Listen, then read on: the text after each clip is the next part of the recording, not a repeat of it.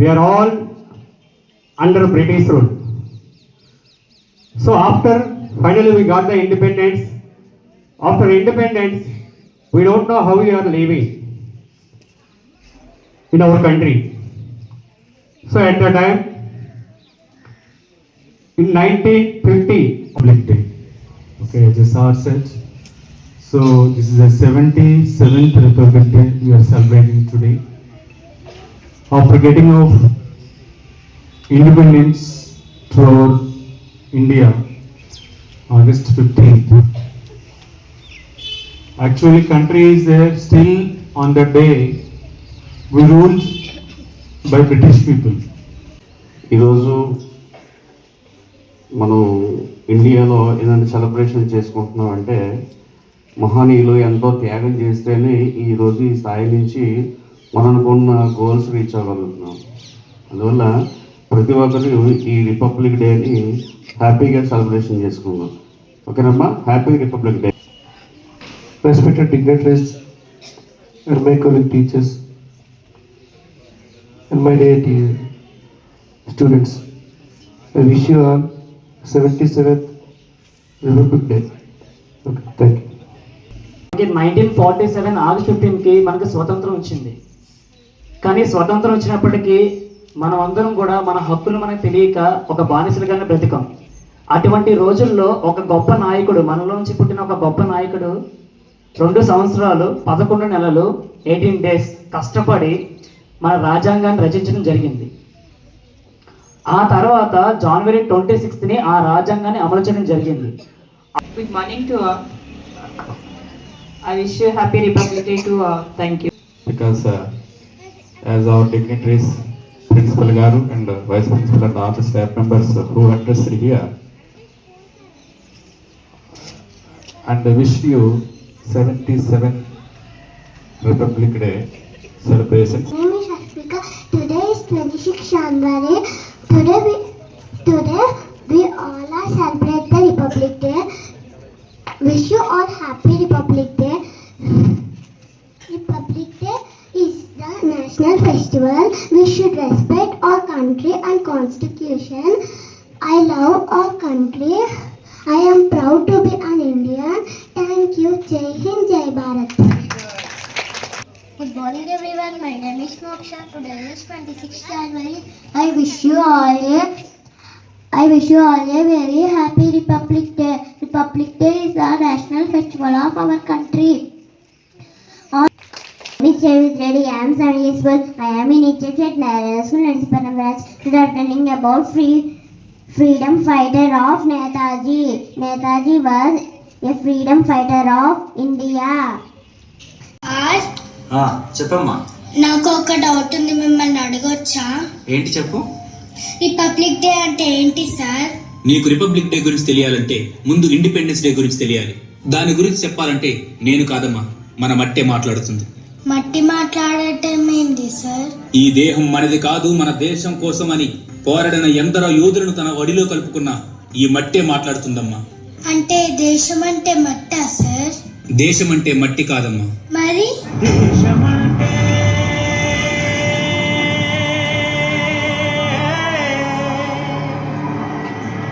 మతం కాదు, గతం కాదు, అడవి కాదు, గొడవ కాదు, అన్న చేసి గన్ను కాదు, క్షుద్రవేదం పాడుతున్న ఉగ్రవాదం కాదు కాదు, తీవ్రవ్యాధిగా మారుతున్న తీవ్రవాదం కాదు కాదు. దేశమంటే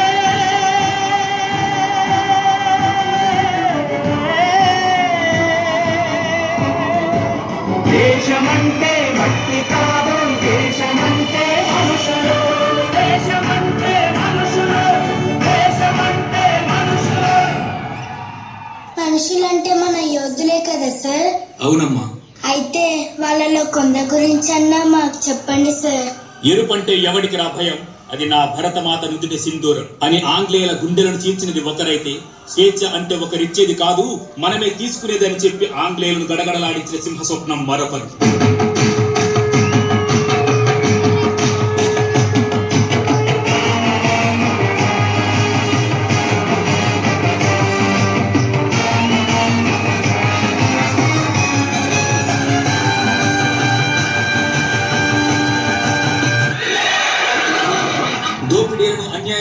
కట్టాలంటే స్వాతంత్రం కోసం తిరగబడటమే శరణ్యమని ఎదురు తిరిగిన మన్నం వీరుడు ఒకరైతే, విప్లవం మానవ జాతికి శాశ్వత హక్కు, స్వతంత్రం ప్రతి ఒక్కరి జన్మ హక్కు అని దేశం కోసం ప్రాణాలు అర్పించిన నిప్పు కణం మరొకరు.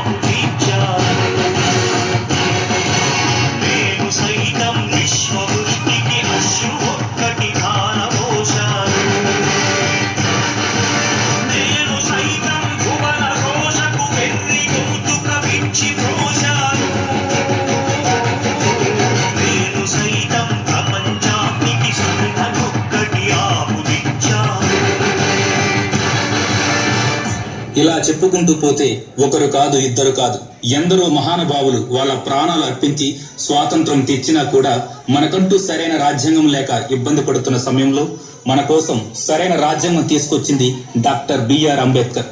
ఆ రాజ్యాంగాన్ని అమలుపరిచిన రోజు జనవరి 26. దీన్నే మనం గణతంత్ర దినోత్సవంగా జరుపుకుంటున్నాం.